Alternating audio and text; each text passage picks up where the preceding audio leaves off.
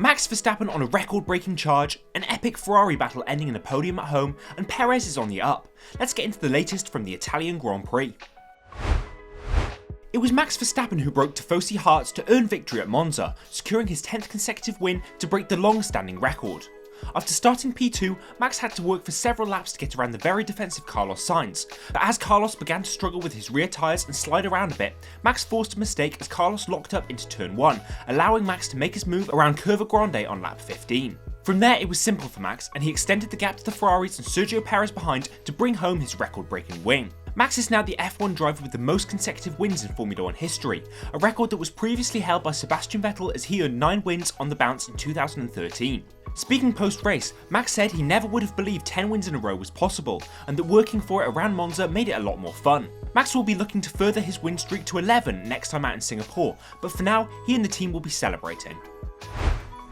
Though Ferrari couldn't secure the sought-after home win today, Carlos Sainz hung on to P3 behind the Red Bulls and got up on the epic Monza podium in front of the tifosi. It was a tough battle into the race's closing stages for P3 between Carlos and Charles Leclerc, who pushed each other to the limits in some great racing. We have Fred Vasseur to thank for that, as he said he's a big fan of letting them race, and that he hopes the fans appreciated watching them battle for the last spot on the home podium. Ferrari have had a great weekend overall and have shown solid pace since practice, with Sainz leading FP2 and FP3. Leclerc's performance engineer, Jock Clear, has put this down to lower downforce suiting their SF23 more, as well as the bespoke package they brought to their home race to maximise this performance. While they've had a very unpredictable car so far this year, their spot-on prediction of having pace in Monza perhaps can give them confidence in their knowledge of the car.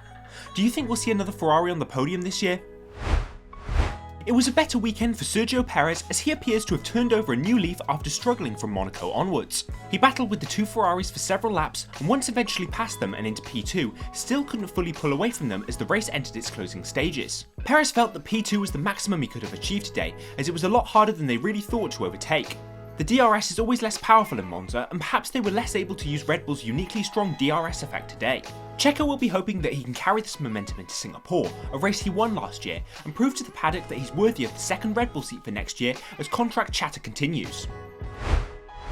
Lewis Hamilton had to settle for 6th position today after what was a tougher race for the Mercedes driver. He collided with the McLaren of Oscar Piastri, which gave Oscar a damaged front wing and forced him to pit for a new one, bringing him out down the lower end of the field.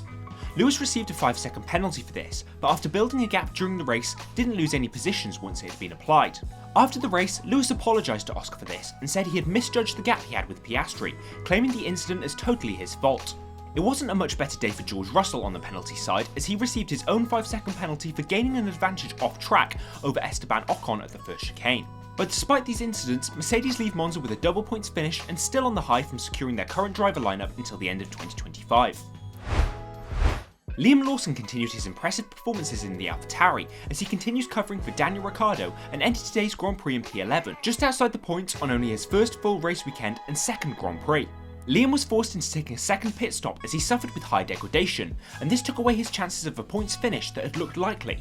His teammate, Yuki Tsunoda, suffered an engine failure on the formation lap that saw the race start delayed for 20 minutes and a bit of confusion over the start procedure for the teams and crews. They'll both be keen to put in good performances in Singapore, as it looks unlikely that Daniel will make his comeback at the very physically intense race, and contract uncertainty hangs over all at AlphaTauri. We'd love to know who you think will be racing for AlphaTauri next season, so let us know in the comments. Aston Martin had a very tough weekend on Stroll's side of the garage, and Alonso was only able to earn a couple of points from his 9th finish, something he'll likely be pleased with given the team's prediction of struggling in a lower downforce setup. Lance Stroll missed first practice as he handed his car over to rookie Felipe Drugovich as part of the FIA-mandated rookie FP1 runs, and had an issue in the later practice on Friday that meant he missed most of the running.